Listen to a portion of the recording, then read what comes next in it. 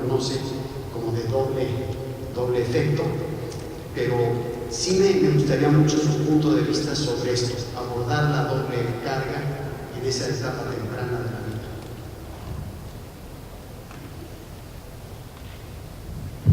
Gracias, Juan. Me gustaría primero compartir con todos ustedes, ya que estamos en un petit comité y que nadie va a saber lo que aquí se dijo.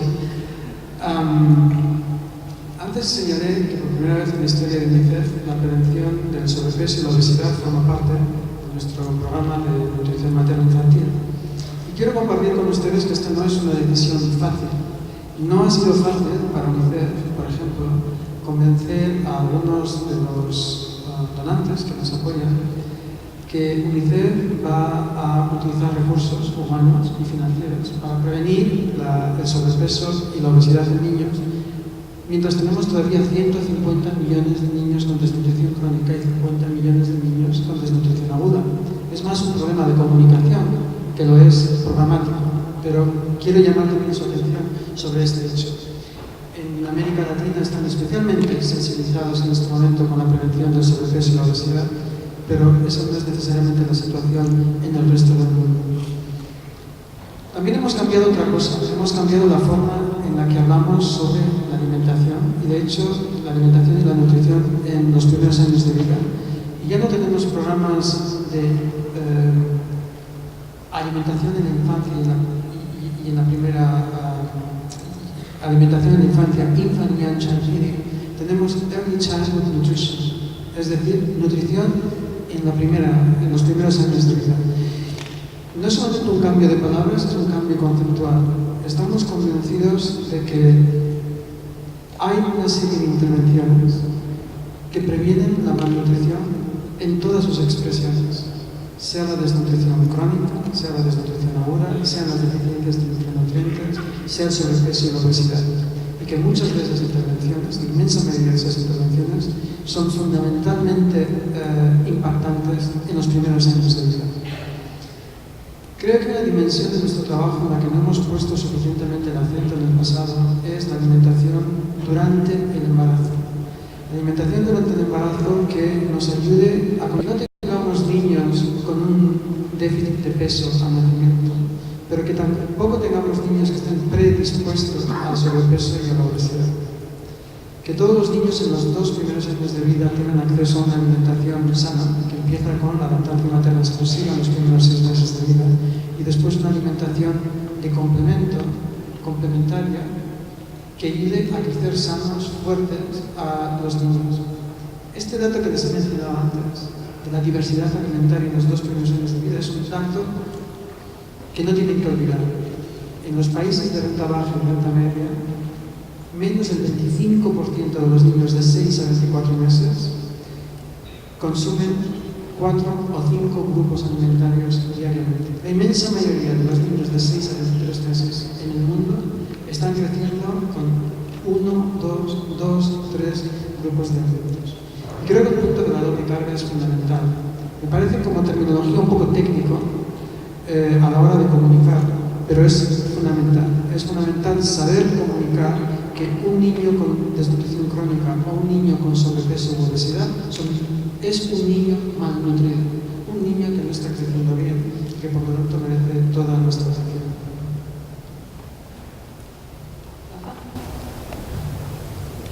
Muchas gracias, Juan, por tu comentario y pregunta.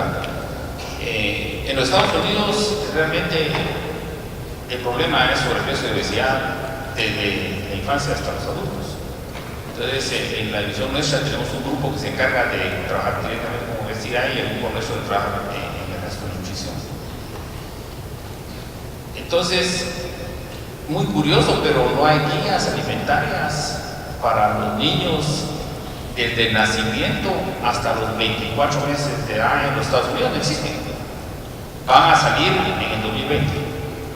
Se ha hecho un esfuerzo muy grande y se están terminando las revisiones sistemáticas para marzo de este año, para poder tener la base que en el 2020 salgan las primeras guías alimentarias de 0 a 24. 0 porque la lactancia materna se incluye ahí, y esa separación de lactancia materna y complementaria y alimentación complementaria, realmente es artificial, porque viene un periodo de transición. Casi exclusiva por los primeros 6 meses, esa es la recomendación en los Estados Unidos. Y como vimos a Francesco hace 2 días, la OMS está viendo entre los 4 a 6. Pero el primer punto es tengamos guías alimentarias, por lo menos para los Estados Unidos, desde 0 a 24, y después lo dejé en 24 porque recuérdense que en Estados Unidos la gran mayoría de mamás jóvenes llevan a los niños a los centros de cuidado de niños. Entonces ahí comen en esos centros. Entonces las guías de 2 para 5 años son tan importantes como las guías de 0 a 24. Y regresando a la integración que mencionaba vos sobre que lo miremos en conjunto y que no nos separemos, es fundamental. Aunque las carencias, las otras carencias que no son retardo de crecimiento de talla en los Estados Unidos son los micronutrientes. Porque cuando vimos de nutrición, no tenemos que olvidarnos que en algunas sociedades la nutrición es de micronutrientes, no es de retardo de talla. Solo un pequeño comentario. La manera de que lo vemos dentro del programa de alimentación es realmente la alimentación saludable, ¿okay? Es decir, una alimentación que va a cubrir los requerimientos nutricionales o menos. ¿Cómo hacerlo? Muy complicado. No hay una forma de alimentarse. No hay fórmula que hay en el ser humano.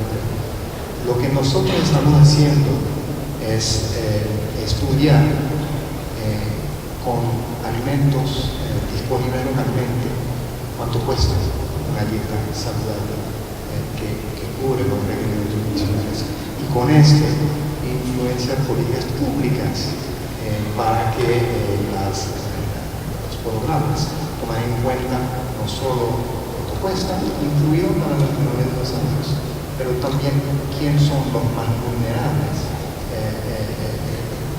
que necesitan. Tenemos este tipo de datos para algunos países de la región, para Guatemala, El Salvador y Ecuador. Nos permite abrir un espacio de diálogo con los ministerios de desarrollo e inclusión social, con los ministerios de salud, para que ajusten sus instrumentos dirigidos a este tipo de población.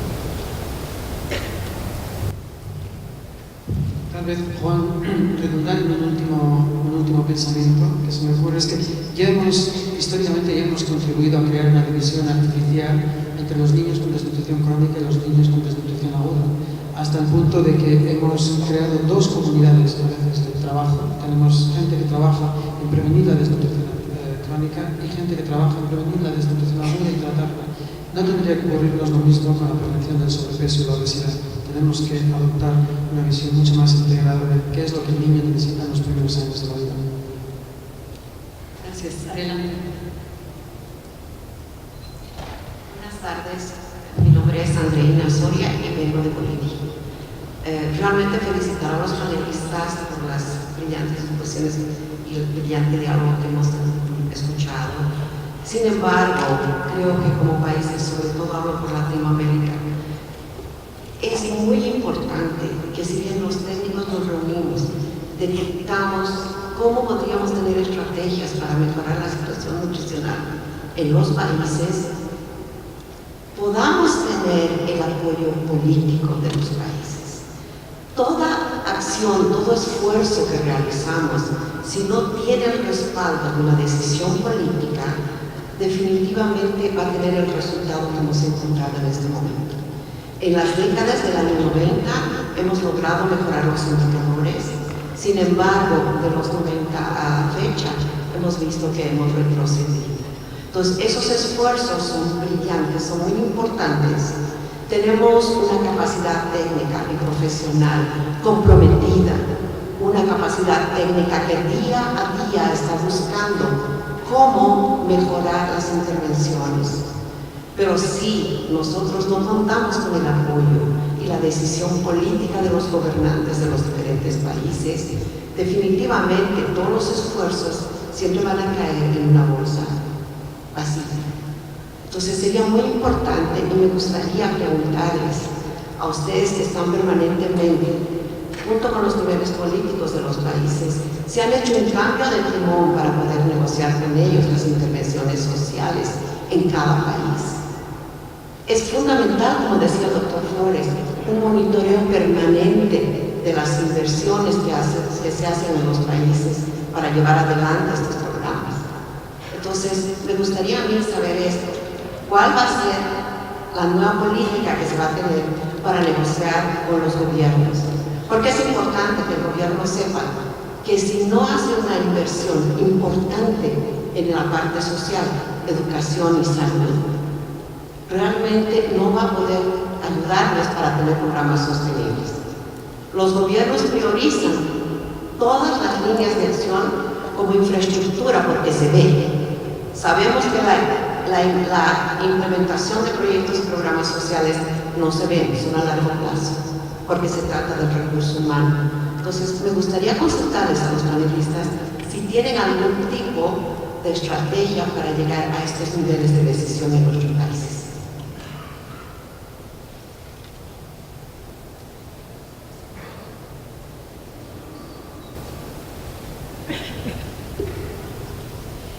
Sí, otra pregunta. Es que se relaciona mucho con esta. Mi nombre es Susana Rafael, vengo de Venezuela. Excelente foro.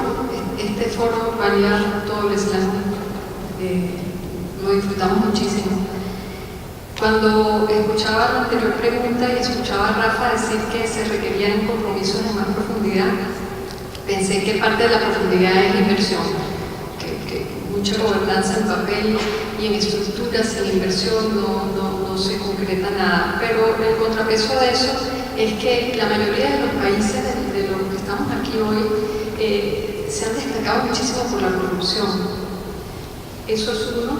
Y el otro es algunos países en los que los estados mismos son perpetradores masivos de violaciones de los derechos humanos y el derecho a la alimentación en particular. Entonces, mi pregunta concreta es: ¿qué espacio ven ustedes en la arquitectura de los mecanismos de cooperación internacional, de las agencias del sistema o de agencias de cooperación internacional más grandes para que se tengan como clientes no solo a los estados, sino también a la sociedad civil, en aquellos países en los que tener de contraparte solo a los gobiernos no conduce a mayor resultado? Gracias.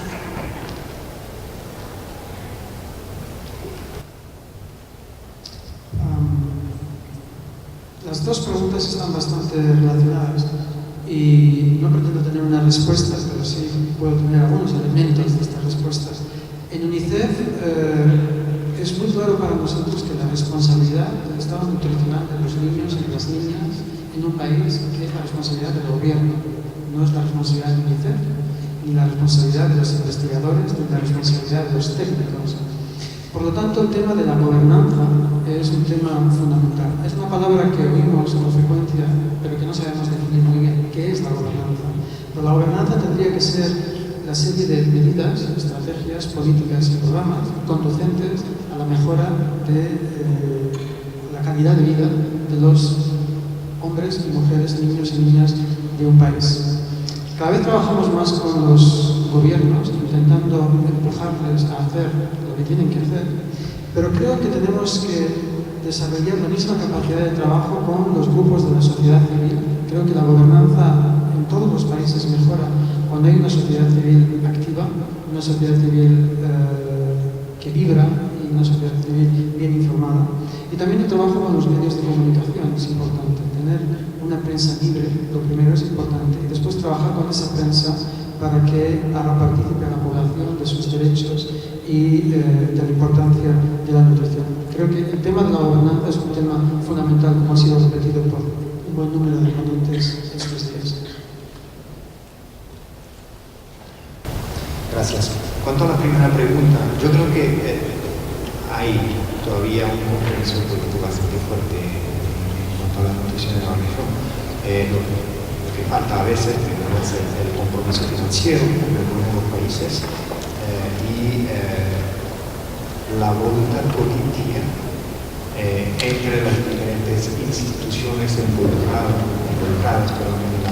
en la lucha de colaborar, de articularse a nivel del territorio. Yo creo que falta mucho. Bueno, nosotros trabajamos con los principios humanitarios. Sin embargo, no tenemos la ocasión de sustituirnos a los gobiernos. Entonces, lo que hacemos realmente es generar evidencia, brindar evidencia cuando hay problemas, cuando hay brechas en las políticas y en los resultados de las políticas, pero no puede reemplazar los mecanismos de rendición de cuenta a nivel social, comunitario. Y eso realmente es un reto en algunos de los países, se dice un reto. Y hay que fortalecer estos mecanismos. Yo creo que vale ambos para las políticas públicas que mencionó la persona en la primera pregunta, tanto como la pregunta de Susana Rafil en cuanto a la evolución de los derechos humanos. Hay aquí una línea política bastante legada para nosotros.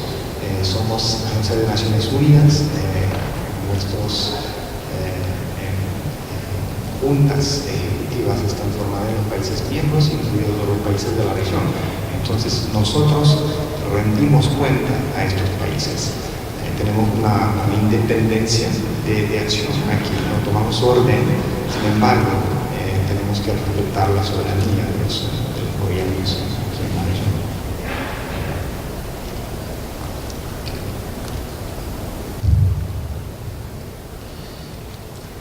En rendición de cuentas, como nosotros participamos como país en cualquiera de los organismos de Naciones Unidas, entonces la experiencia mía es, que voy a hablar, no es como participando en organizaciones internacionales, pero dentro de Estados Unidos.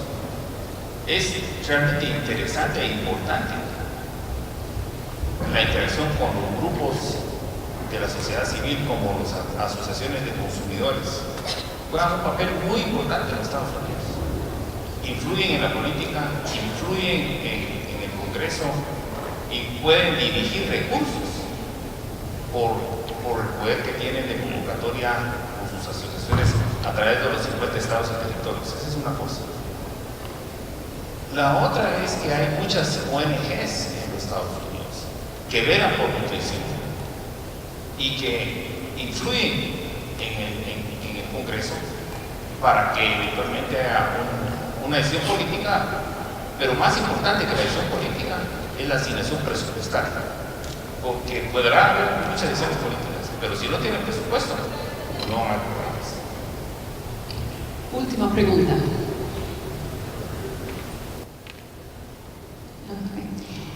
Bueno, primero que nada, felicitarlos.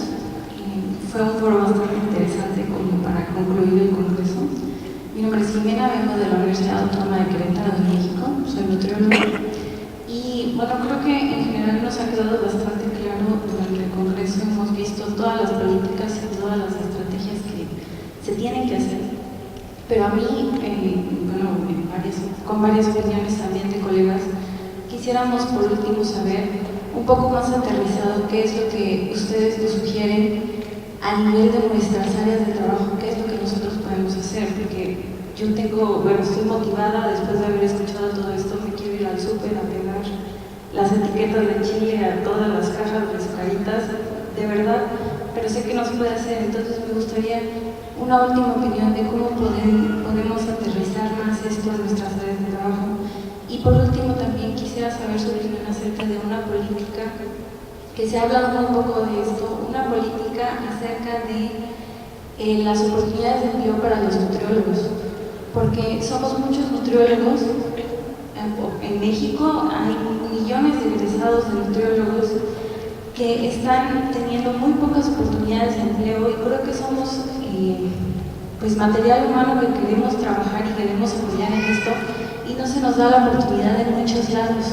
En Secretaría de Salud es limitadísimo, entrar a las escuelas es muy complicado, en el sistema DIF, que ya va a desaparecer, bueno, también es muy complicado. Entonces, ¿qué posibilidad hay de también hacer una política para que el nutriólogo se amplíe su posibilidad de trabajo, bueno, en especial en México? Gracias.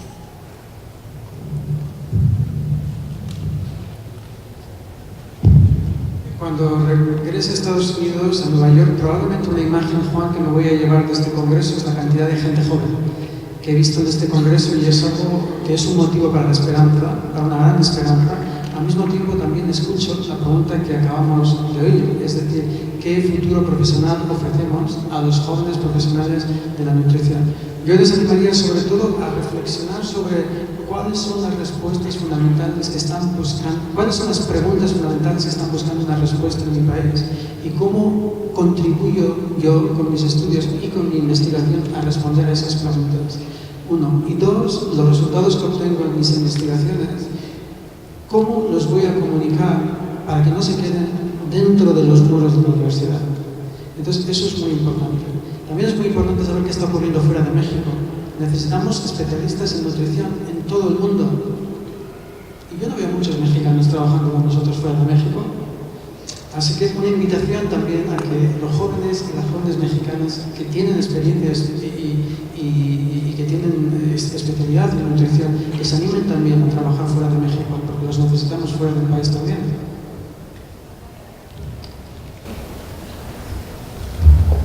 Solo complementar, realmente cuando uno ve la oferta mundial para nutrición, hay una demanda muy grande para los nutricionistas, pero como decía Víctor, hay que estar dispuesto a irse afuera. Y eso es una decisión importante, pero que paga muy bien en retorno de capital humano, no necesariamente de dinero. Pero hay muchos puestos, yo no puedo hablar por México, pero a nivel mundial, que están requiriendo nutricionistas. Más o menos cada semana recibimos un email diciendo, por favor, distribuya esta posición. No necesariamente para los Estados Unidos, sino para muchos países del mundo. Y quería solo un último comentario, tal vez. Hablando de compromisos. ¿Qué es lo que voy a hacer yo, como Rafael Flores, en el siguiente año para contribuir a tener una nutrición óptima en mi entorno? Esa es la pregunta que nos hacen cada uno. Cada uno en su papel, en su diferente esfera. ¿Qué concretamente yo y mi rendición de cuentas es conmigo mismo? Porque no voy a compromiso y no voy a firmar, etc. Pero es una reflexión que quería dejarles, porque yo sí me hago la pregunta: ¿qué es lo que yo estoy haciendo este año para contribuir? Quiero hacer algunos comentarios de forma de resumen. Obviamente no voy a tocar todo porque se hablaron de muchos temas, pero quiero resaltar 3 temas que para mí fueron puntos muy centrales en toda la conversación. Uno es la crítica importancia de los datos y la evidencia. Que estemos generando evidencia relevante para los problemas reales que estamos viviendo, y accionable, evidencia accionable que permite a los tomadores tomar esa evidencia y actuar sobre la evidencia, incluyendo la implementación, la investigación de implementación. Tenemos una escasez de datos sobre algunos de los problemas que estamos enfrentando, y en analizar, bueno, entonces desde generar datos regulares, México es un buen ejemplo, y muchos países en la región tienen una trayectoria larga de generar la evidencia para lograr la toma de decisión, pero otros países hacen falta evidencia y datos sobre la situación actualizada. Con estos datos tenemos que estar seguros que estamos presentándolos de una forma para ver los problemas de desigualdad que estamos haciendo. No podemos caer en el error de enfocar en el promedio. Eso realmente nos lleva puede llevarnos a políticas erróneas, porque el promedio no dice ni el lado muy positivo ni el lado negativo. Pero la generación de evidencia de datos no es suficiente para que los tomadores de decisión actúen diferente. Eso se tiene que traducir y se tiene que traducir en una lengua que ellos hablan. Una cosa que he aprendido, yo viviendo en México y trabajando en el instituto, yo pensé que los tomadores de decisión siempre les gustó los datos. Mi experiencia era, estaban hambrientos para más datos, y me fui de México y me caí con la triste realidad que así no es en todos los países. Y realmente los tomadores de decisión, evidencia es uno de los factores y a veces no es el factor más poderoso que ellos tienen. Entonces tenemos que traducir los resultados de nuestros estudios en lo que ellos hablan, y me hace pensar en uno de las lemas que tienen en un programa de trabajo del Banco Mundial, que hablan del Gray Matter Infrastructure, que es la inversión para que el cerebro sea uno de los proyectos de infraestructura que los gobiernos quieren, y logramos convencerlos hablando el idioma que ellos hablan. Y por último, quiero retomar el tema de la coordinación y cooperación, primero dentro de un mismo país, y la importancia en el campo de nutrición. Sabemos que nutrición es parte de todo, pero no tiene normalmente un solo departamento. Está en muchos diferentes aspectos del sector, o diferentes departamentos del sector salud, pero también tiene una importancia en la Secretaría o el Ministerio de Agricultura y otros. Y necesitamos fomentar esa colaboración y cooperación para hacer cosas muy distintas. Y bueno, con todos los cambios que están ocurriendo en el mundo, incluyendo el cambio climático, tenemos que extender ya también un poco más nuestro área de influencia para estar preparados y estar generando la evidencia y pensando en la traducción de esta evidencia para los nuevos retos que nos enfrentan. Y creo que con eso damos cierre. Muchas gracias a todos por venir y quedar.